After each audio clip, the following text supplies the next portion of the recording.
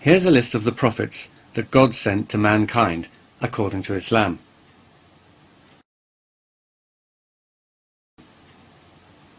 Now here's a map of where all these prophets were sent. Can you notice anything? Far be it for me to tell God how to do his job, but couldn't he have spread those prophets around a bit more? Maybe a couple to Norway or Tanzania, a few to China or Canada, or the odd one or two to Australia or India. As for when these prophets were sent, most of them were sent over 2,000 years ago. Again, I don't want to suggest that God is sleeping on the job, but we haven't had any prophets for quite a long time now, and let's face it, there are far more people around today and far more who don't believe in the true religion. Now let's have a look at the divine books that God has sent to guide mankind. Can you guess which area of the world God sent them? You got it, the Middle East. Boy, God really loves the Middle East, doesn't he? The Quran does say that there were other prophets sent. There is a hadith that says there were 124,000 prophets sent. But it seems we only know the names of those who came from the Middle East.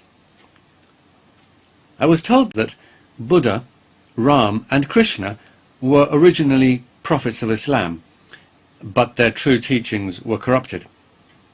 Well, yes, if you mean by corrupted, if you mean completely obliterated and replaced with something that is the very antithesis of everything that Islam stands for, then yes, you could say that they have been corrupted.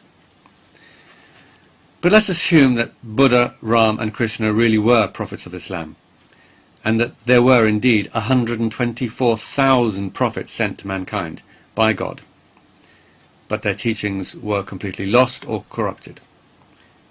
Then I have to ask, what was the point? What was the point of sending messengers if their messages had been totally lost? What was the point if people who received their message have neither record nor recollection of their message? According to Islam, the Old Testament and the Gospels have also been corrupted. Only the Quran remains pure and uncorrupted. That's because God himself is protecting the Quran. How do I know that? Well, because the Quran says so. Hang on a minute. Isn't that a bit like saying, it's true because it says it's true? And if God did protect the Quran, then why didn't he protect all the other books? Doesn't God want us to get the true, uncorrupted message? Or does he want it to be a bit confusing for us?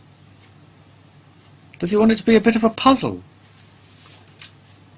Some sort of a game, with God as the compere, in a glittery suit, telling us we must choose the correct door, one leading to the joys of eternal salvation and the other the agony of eternal damnation. Though, of course, for most people, there is no choice, because most human beings remain in the religion of their birth. If you ask them, they'll tell you it really was most fortunate because it also just happens to be the true religion. What a stroke of luck.